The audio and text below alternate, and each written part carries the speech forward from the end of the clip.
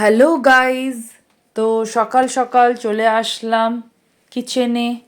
আর কিচেনে দেখো মির একদম এখানে বানানো শুরু করে দিয়েছে একটা নতুন ধরনের আইটেম। হ্যাঁ, শীতকাল, আর শীতকালে এই সিজনে যদি একটু ভালো না খেলাম তাহলে কি আর শীতকালটা মানে কি বলবো, ব্যর্থই হয়ে গেল না। শীতকাল মানেই মানুষ আগে ভাবে, ভোজন রসিক বাঙালিরা ভাবে যে ভালো ভালো খাওয়া যাক। তো চলো এখানে মি কি বানাচ্ছে তোমাদের সাথে শেয়ার করে নিচ্ছি। ফুল ভিডিওটা দেখো, আশা করছি তোমাদের ভালো লাগবে। তো এখানে বাঁধাকপি আর ধনেপাতা মিক্সড হয়ে গেল। তারপরে এখন এখানে ময়দা নেওয়া হচ্ছে, আর এই যে এখানে ঝটপট ঝটপট করে মি এখানে বেলে নিচ্ছে। অ্যাকচুয়ালি এই রেসিপিটা আমি জানতামই না, সেই জন্য আমি এখানে ক্যামেরাবন্দি করে নিলাম, আর মি এখানে মির মতন করে কাজ করে যাচ্ছে। এটা মির মাথা থেকে আইডিয়াটা এসেছে। বাঁধাকপিকে অ্যাকচুয়ালি ভর্তা বানিয়েছে, হ্যাঁ বাঁধাকপির ভর্তা বানিয়ে তার সাথে একটুখানি ধনেপাতা মিক্সড করেছে, দিয়ে ময়দার সাথে ভালো করে মাখিয়েছে, আর দেখো ঘচাঘচ বেলে নিচ্ছে। আর ওইদিকে গ্যাসের ওপরে কড়াই বসিয়ে দিয়েছে। এবারে দু পিঠ ভালো করে সেঁকে নিচ্ছে। আর এই যে রাঁধুনে মি মন দিয়ে কাজ করছে। আমি বললাম একটু লুক দাও দর্শক বন্ধুদের জন্য। তো দেখো এখানে ভালো করে সেঁকে নিচ্ছে।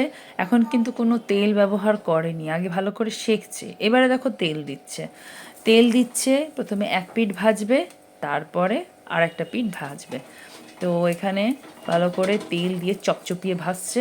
আর এই তো শীতকাল বলো, এখন বিভিন্ন রকমের পরোটা খেতে কার না ভালো লাগে, তাই না? সবাই ভালোবাসে এই টাইমে পরোটা খেতে, তারপরে এই রকম নিত্য নতুন রেসিপি ট্রাই করতে। শীতকালটাই হচ্ছে সবজির একদম সঠিক সময়, সব রকমের সবজি পাওয়া যাবে, আর যা খাবে তাই হজম হয়ে যাবে। তো এই সময় বাঁধাকপি ফুলকপি মার্কেটে খুব উঠেছে, আর ভালোই লাগে খেতে, মানে বাঁধাকপি ফুলকপির পরোটা। তো এই দেখো এটা হচ্ছে একদম ফাইনাল লুক, পরোটা পুরো রেডি হয়ে গেছে।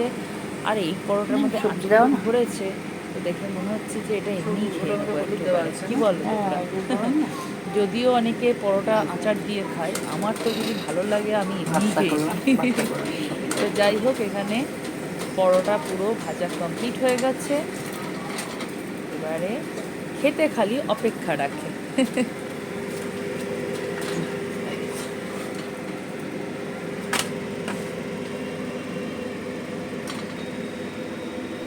শীতকালে মেয়ে এইভাবে কিচেনে ঢুকে যায়, আর দেখো নিত্য নতুন রেসিপি মাথা থেকে বার করবে, আর এখানে এক্সপেরিমেন্ট চলতে থাকে।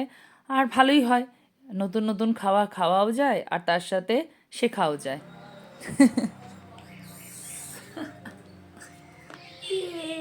গোবি পরাঠা